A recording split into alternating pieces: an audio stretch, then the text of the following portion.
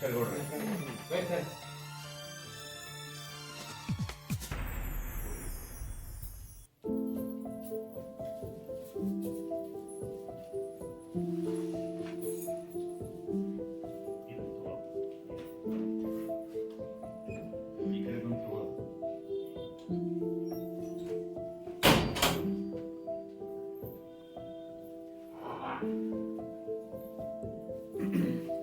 ನೋಡ್ರಿ, ಈಗ ಸರ್ಕಾರ ವತಿಯಿಂದ ಓದುವ ಅಭಿಯಾನ ಅನ್ನುವಂತ ಒಂದು ಕಾರ್ಯಕ್ರಮ ಚಾಲೂ ಇದೆ ರೀ. ಅದು ಈ ತಿಂಗಳ 3ನೇ ತಾರೀಕಿನಿಂದ 30ನೇ ತಾರೀಕಿನವರೆಗೂ ನಡೀತಿತ್ತು. ಮತ್ ನಮ್ಗೊಂದು ಪಟ್ಟಿ ಕೊಟ್ಟಿದ್ದಾರೆ ಅವರು. ಈ ಪಟ್ಟಿ ಟೈಮ್ ಟೇಬಲ್ ಹಾಕಿ ಕೊಟ್ಟಿದ್ದಾರೆ ಅವರು. ಈ ಪಟ್ಟಿ ಪ್ರಕಾರ ನಾವು ಕಾರ್ಯಕ್ರಮಗಳನ್ನ ನಡೆಸಬೇಕಾಗ್ತೈತಿ. ಇವತ್ತಿನ ಪ್ರಕಾರ ಅಂದ್ರೆ ಇವತ್ತ ಸೆಪ್ಟೆಂಬರ್ 9ನೇ ತಾರೀಕಿಗೆ ಅಜ್ಜಿ ತಾತನಿಗೋಸ್ಕರ ಓದುವುದು ಅಂದ್ರೆ ವಿದ್ಯಾರ್ಥಿಗಳು ಶಾಲೆಯಲ್ಲಿ ಅಂತೂ ಓದುವುದಿದ್ದೇ ಇರ್ತದ್ರಿ.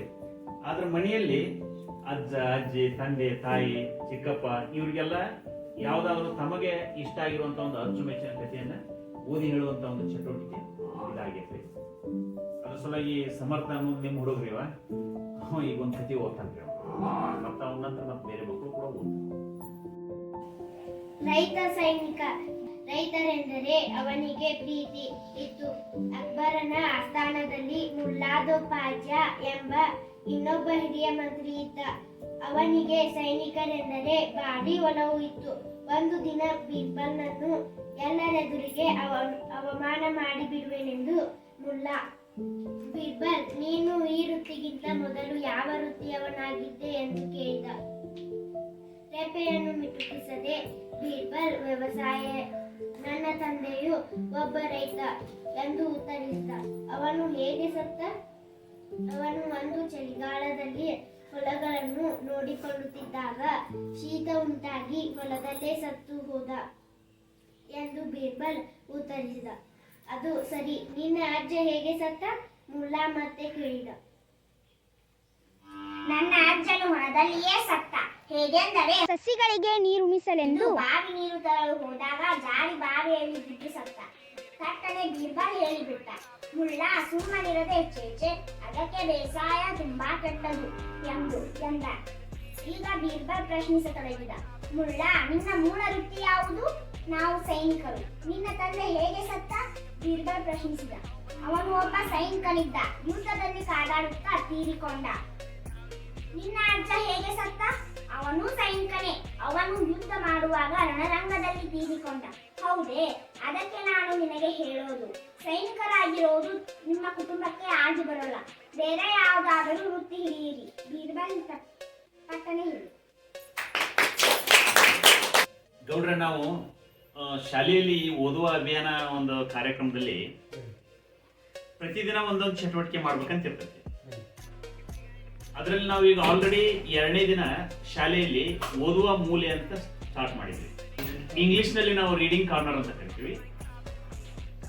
ಕನ್ನಡದಲ್ಲಿ ಇದನ್ನ ಓದುವ ಮೂಲೆ ಅಂತಂದು ಕರೀತೀವಿ.